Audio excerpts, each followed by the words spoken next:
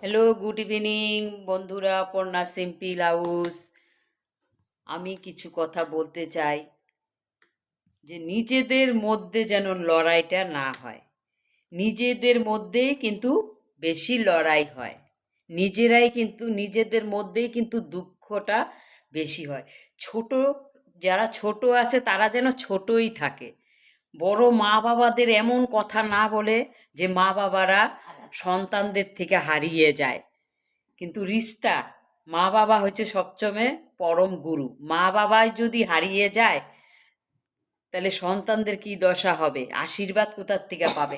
এই জন্য টাকা পয়সা চলে যাক, টাকা পয়সাটাকে যদি বড় মনে করে তাহলে কিন্তু রিস্তাটা মা বাবা হারিয়ে যাবে।